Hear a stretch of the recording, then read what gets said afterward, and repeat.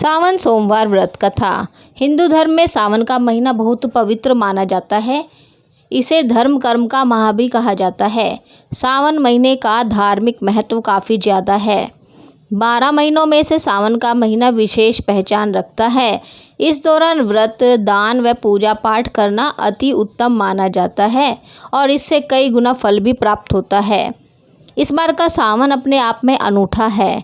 हमारे पुराणों और धर्म ग्रंथों को उठाकर देखें तो भोले बाबा की पूजा के लिए सावन के महीने की महिमा का अत्यधिक महत्व है। इस महीने में ही पार्वती ने शिव की घोर तपस्या की थी और शिव ने उन्हें दर्शन भी इसी माह में दिए थे। तब से भक्तों का विश्वास है कि इस महीने में शिवजी की तपस्या और पूजा पाठ से शिवजी जल्द प्रसन्न होते हैं और जीवन सफल बना देते हैं। अब आइए सावन माह की कथा का श्रवण करते हैं। अमरपुर नगर में एक धनी व्यापारी रहता था। दूर दूर तक उसका व्यापार फैला हुआ था। नगर में उस व्यापारी का सभी लोग मान सम्मान करते थे।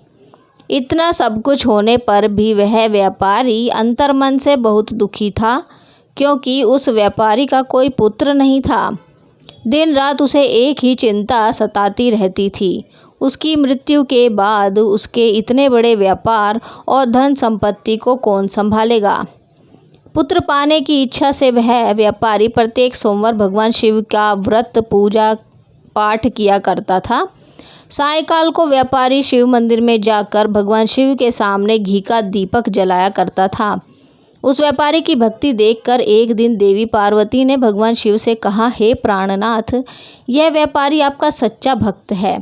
कितने दिनों से यह सोमवार का व्रत और पूजा नियमित कर रहा है।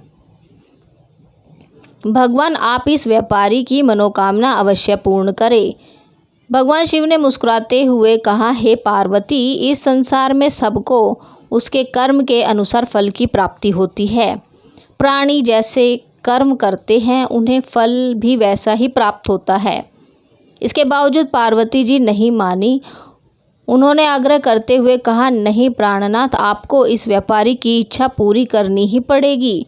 यह आपका अनन्य भक्त है। प्रत्येक सोमवार आपका विधिवत व्रत रखता है और पूजा अर्चना के बाद आपको भोग लगाकर एक समय भोजन ग्रहण करता है। आपको इसे पुत्र प्राप्ति का वरदान देना ही होगा। पार्वती का इतना आग्रह देखकर भगवान शिव ने कहा, तुम्हारे आग्रह पर मैं इस व्यापारी को पुत्र प्राप्ति का वरदान देता हूँ, लेकिन इसका पुत्र 16 वर्ष से अधिक जीवित नहीं रहेगा।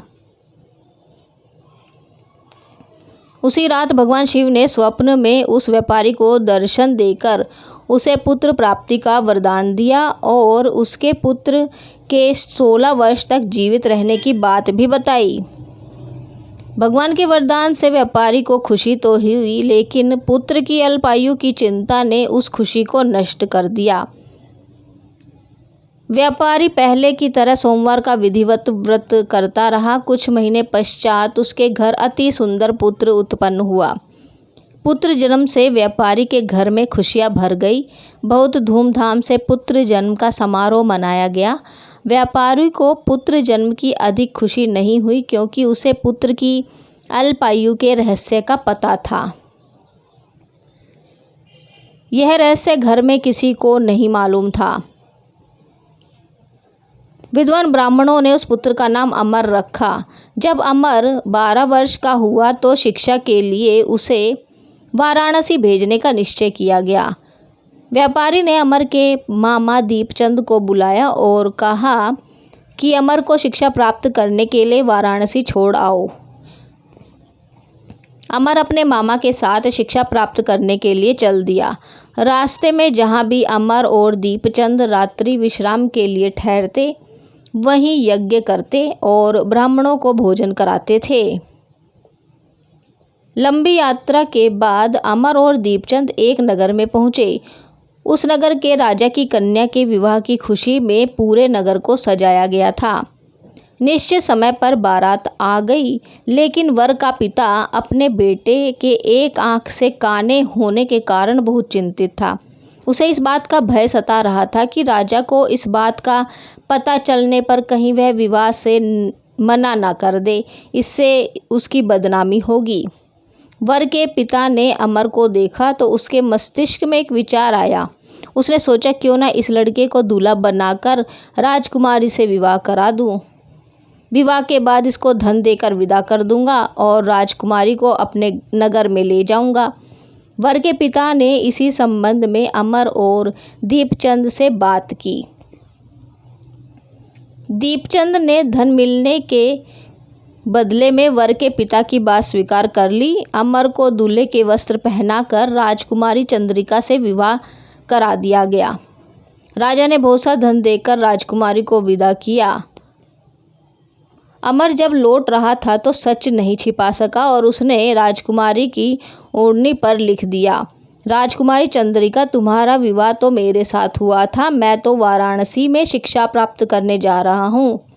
अब तुम्हें जिस नवयुवक की पत्नी बनना पड़ेगा वह एक आंख से काना है। जब राजकुमारी ने अपनी ओढ़नी पर लिखा हुआ पढ़ा तो उसने काने लड़के के साथ जाने से इनकार कर दिया। राजा ने सब बातें जानकर राजकुमारी को महल में रख लिया। उधर अमर अपने मामा दीपचंद के साथ वाराणसी पहुंच गया।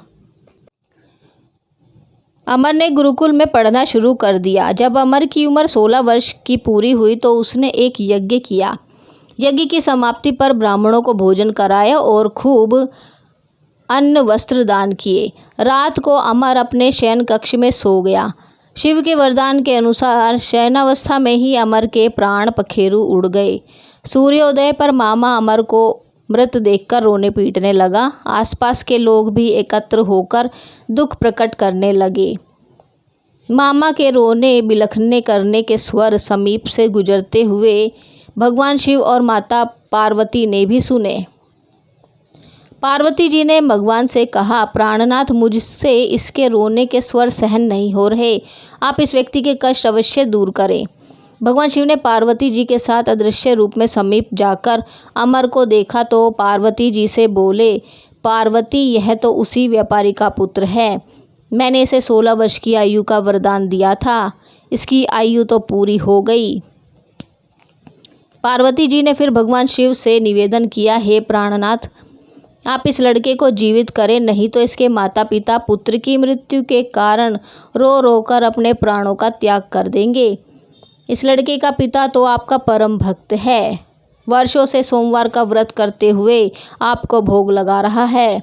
पार्वती के कहने पर भगवान शिव ने उस लड़के को जीवित होने का वरदान दिया और कुछ ही पल में वह जीवित होकर उठ बैठा।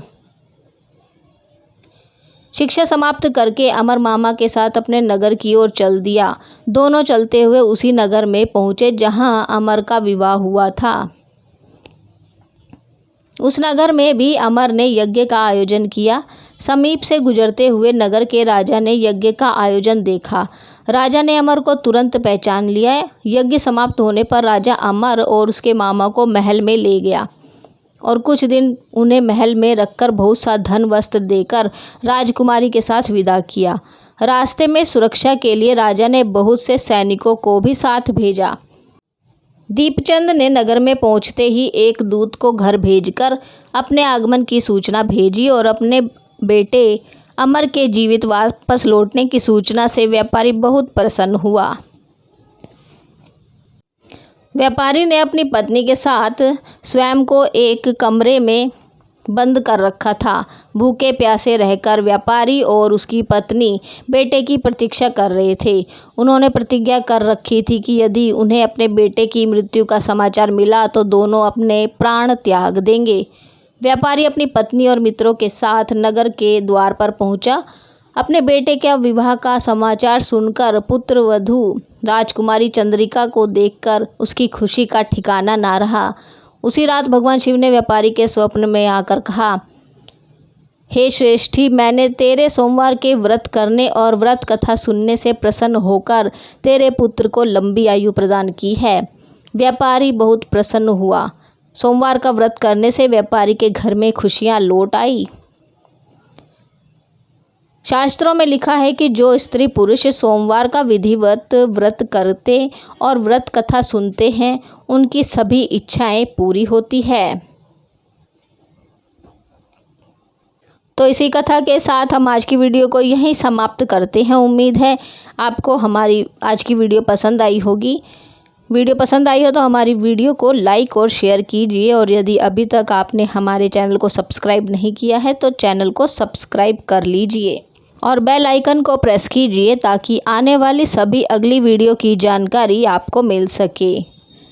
और कमेंट में ओम नमः शिवाय लिखना ना भूलें। Thank you for watching. Her her Mahadev.